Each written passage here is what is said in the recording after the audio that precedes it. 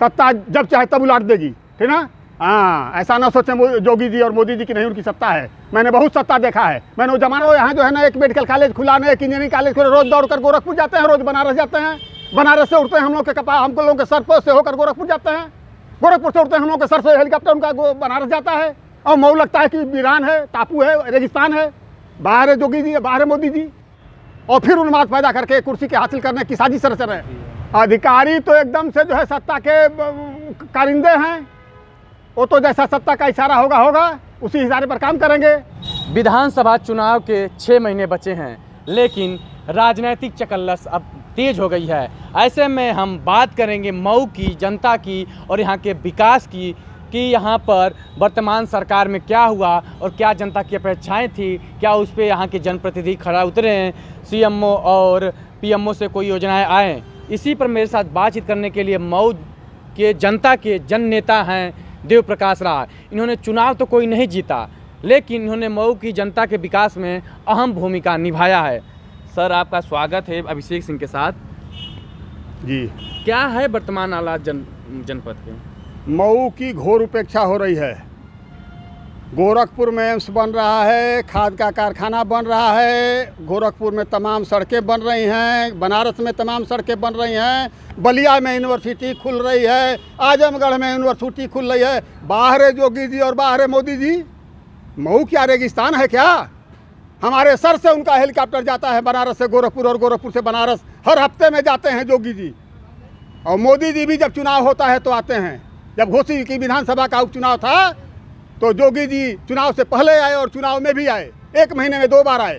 क्या हो गया है जोगी जी को और मोदी जी को कि जब चुनाव बीत गया तो नहीं आए? 2 साल हो गया विधानसभा का उपचुनाव बीते, 5 साल होने जा रहा है। क्या किया है मऊ के लिए इन लोगों ने?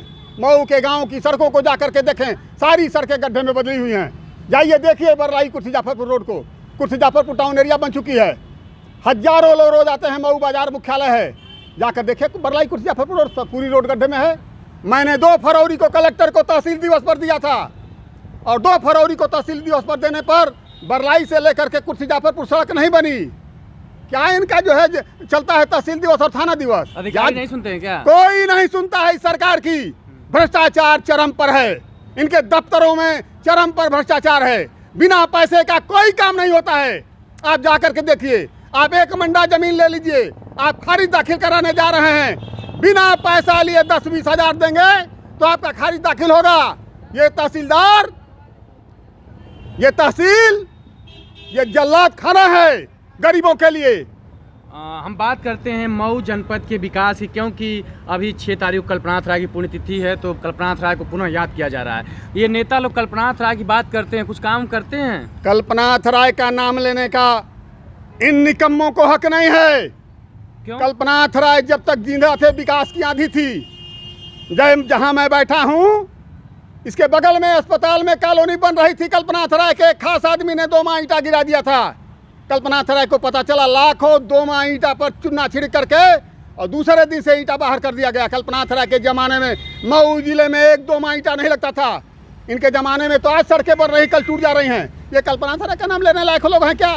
कल्पनाथ राय का नाम लेंगे इनकी जमान कट कर गिर जाएगी। इन्हें कल्पनाथ राय का नाम लेने का हक नहीं है।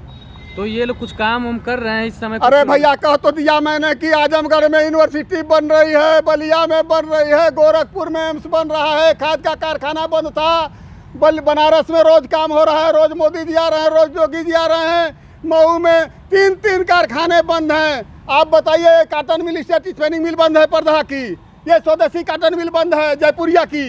क्या हो रहा है मऊ में? मऊ में क्या हो रहा है? विधायक और सांसद जमीन बेच करके विधायक और सांसद बनने वाले जनता के सवालों पर खड़े नहीं हो सकते। अपना टिकट बचाने के लिए, जो अपना टिकट बचाने के लिए अपने जमीन का सौदा करते हैं, उनके विधायक बनने का कोई मतलब नहीं है। मऊ में आपने कोई एक काम किया था, बड़ा चर्चा में था, ओवरब्रिज का क्या हुआ था? मैंने कल्पनाथ राय जी के मरने के बाद बाल निकेतन ओवर क्रॉसिंग मैं सन 15 से लगा था। RTI से कागज इकट्ठा करते करते मैं 18 में हाईकोर्ट गया। माननीय उच्च न्यायालय की double bench chief justice DB Bhosale साहब और सुमित कुमार की खंडपीठ ने आदेश दिया कि ज्वाइंट बैठक करिए DM और DRM वाराणसी, और निर्णय लिए कि पुलिस कैसे बनेगा। 26/6 को बैठक हुई, निर्णय लिया गया कि फ्लाईओवर बनेगा। 2/7/18 को शासन को लिख दिया डीएम ने 95 करोड़ लागत आएगी। इस पर जो है 296 अतिक्रमण यहीं नहीं हटाया जाना चाहिए, परमिशन दिया जाए। 1.5 साल तक बैठे रहे लोग, परमिशन नहीं दे रहे थे। फिर कोर्ट ने डांटा, फिर परमिशन हो गया। 8/4/18 को 8/4/20 को उत्तर प्रदेश के प्रमुख सचिव लोक निर्माण ने सूचना जारी कर दी। फ्लाईओवर के निर्माण की प्रक्रिया है, एस्टीमेट सबमिट हो गया है।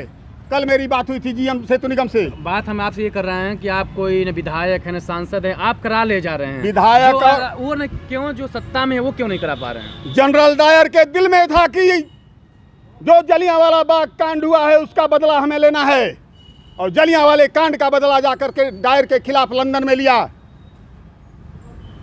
उधम सिंह ने। दिल में जब आग जलेगी तो विकास होगा। बिके हुए दिल से और टूटे हुए दिल से विकास नहीं होगा। कल्पना राय के मन में सपना था विकास होता था। ये विकास करेंगे लोग क्या? जो अपने टिकट के सौदे के लिए सजदा करते हैं, कहाँ कहाँ क्या क्या करते हैं, किसी से कहने की बात है क्या? बात करते हैं मुख्तार अंसारी, जो यहाँ के 4 बार से विधायक हैं, उनकी बड़ी चर्चा चलती है पूरे राष्ट्रीय मीडिया में। मुख्तार देखिए भाई, में मुख्तार क्या, मैं तो नौसेमर के भोले की कसम खाकर कहता हूँ कि मैंने मुख्तार से कभी न बात किया, न मैं मुख्तार के यहाँ कभी गया। मैं चौधरी चरण सिंह का करता हूँ। ईमान के लिए हिंदुस्तान में चौधरी का डंका बजता था। उनका चेला हूँ, उनके लड़के के साथ, आज उनके नाती के साथ हूँ, जयंत चौधरी के साथ हूँ। मैं एक बात कहता हूँ कि मुख्तार गुनहगार हो सकते हैं, होंगे, उन्हें जो सज़ा देनी हो दें, लेकिन उनके इलाके की जनता जी जो है उस इलाके की सड़कों को बर्बाद करके यहाँ की जनता को सताना और दबाना और कष्ट देना, ये कहीं से भी ठीक नहीं है। हाँ, चलिए मुख्तार की बात हो गया। वर्तमान समय में अब राजनीति आ गई है, चुनाव, किसान आंदोलन का पूरा चर्चा देशों में है, लेकिन अपने पूर्वांचल में बड़ा धीमा है। क्या कुछ असर पड़ेगा किसान? ये नई पीढ़ी नहीं जानती है कि हिंदुस्तान में किसान शब्द कैसे जिंदा है। अगर हिंदुस्तान में कोई किसान है, अपने को किसान कहता है, तो चौधरी चरण सिंह की देन है। इस गूगल पर नेट में जाकर देखिए, मोबाइल पर 1959 का नागपुर महाधिवेशन, कांग्रेस के प्रधानमंत्री नेहरू जी रसिया और चाइना से प्रभावित थे। वो हिंदुस्तान में जो है फार्मिंग खेती लागू करना चाहते थे। कांग्रेस के महाधिवेशन में फार्मिंग खेती का प्रस्ताव आया नागपुर में। पूरे हिंदुस्तान में कांग्रेस की सरकार थी, सारे प्रदेशों में। किसी मुख्यमंत्री ने, किसी मंत्री ने केंद्र के या प्रदेशों के विरोध नहीं किया। उत्तर प्रदेश के माल मंत्री चौधरी चरण सिंह ने कानपुर, वहाँ नागपुर के महाधिवेशन में उस प्रस्ताव का विरोध किया। हिंदुस्तान किसानों का गांव है, करोड़ों किसान हैं, उन्हें काम कहाँ देंगे? उनकी खेती ले लेंगे तो खड़ा कहाँ होंगे? उन्हें कौन काम देगा? तो वो प्रस्ताव जो है नेहरू का प्रस्ताव था, प्रस्ताव तो पास हो गया, लेकिन नेहरू के प्रस्ताव पर नहीं, चरण सिंह के प्रस्ताव पर, भाषण पर सर्वाधिक तालियां बजी थी उस प्रस्ताव में, मीटिंग में। फिर नेहरू ने कहा कि चरण सिंह के प्रस्ताव पर सर्वाधिक तालियां बजी हैं, कोई बात है, इसका अध्ययन कराया जाए। चरण सिंह के प्रस्ताव का अध्ययन कराया नेहरू ने, उनकी बात सही पाई गई, किसान बर्बाद हो जाता, फिर वो प्रस्ताव वापस हो गया। आज फिर जो किसान आंदोलन कर रहे हैं, क्यों कर रहे हैं? इन्हें कुछ पता ही नहीं है। ये किसान के बारे में मोदी जी क्या जानते हैं? आधी रात को अगर बारिश होती है और मेरे खेत में लेव लगाना है, तो किसान चारपाई छोड़कर फावड़ा लेकर दौड़ पड़ता है। क्या है हिंदुस्तान में कोई है कि आधी रात में बारिश और लेकर के फावड़ा दौड़ पड़े मेरे की तरफ? हमारे पसीने की, किसान के पसीने की कीमत मोदी क्या जाने, योगी क्या जाने, जो मठ में बैठ करके दिए गए प्रसाद को खाते हैं और खिलाते हैं। जो पसीना बहाकर अन्न पैदा करता है वो किसान होता है। एहसान क्या करेगा कोई किसान पर? किसान का एहसान है सारे जहान पर।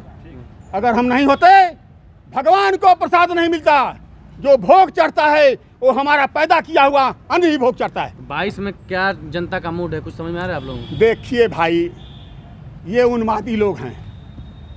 अभी ये पूरे प्रदेश में क्या कराएंगे कोई ठिकाना नहीं। जनता के दिल में बात आ रही है कि ये लोग कुछ कराएंगे, ठीक ना, जगह जगह ये लोग उन्माद भड़काएंगे, ये कुछ कराएंगे, ठीक। डर रही है जनता, मैं सच कह रहा हूँ, अब डर रही भाई। पूरा पूर्वी उत्तर प्रदेश, पूरा पश्चिमी उत्तर प्रदेश, चौधरी चरण सिंह के लड़के चौधरी अजीत सिंह हारे, जयंत चौधरी हारे, इन सांप्रदायिक ताकतों के सांप्रदायिकता की आग से, ठीक ना। वो हारने वाली ताकतें नहीं हैं, लेकिन हराया गया क्यों? उन्माद से, ठीक ना। ये उन्मादी लोग हैं, क्या करें कोई ठिकाना नहीं। हाँ, लेकिन हम हारेंगे नहीं इस बार।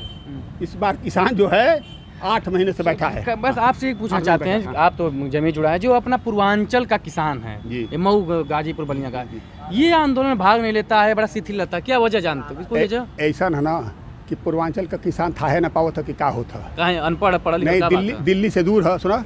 अच्छा ये बताइए आप, ये मोदी जी के सारे हिंदुस्तान के 70,000 पेट्रोल पंपों पर होर्डिंग लगती है हर हफ्ते। कोरोना की मुफ्त दवा, कोरोना की मुफ्त दवा होता है कि नहीं होता है?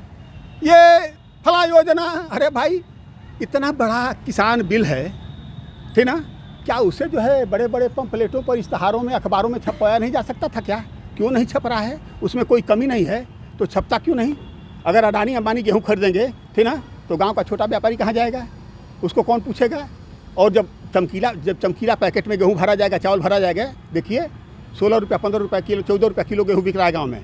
19.75 का रेट है। सरकार कहती है कि मैं रेट दूंगा, क्यों गांव में 14 रुपये का गेहूं बिक रहा है कि नहीं? कुछ साजिश है ना? तो बस वही बात है। चलिए ठीक है, ये हमारे साथ थे मऊ जनपद के जन नेता ही हैं देव प्रकाश राय जी। इसके साथ ही अब विधानसभा चुनाव से जुड़ी तमाम जनता की बातों, उनके मुद्दों और जन सरोकार की पत्रकारिता के लिए आप मेरे साथ यानी अभिषेक सिंह के साथ बने रहिए।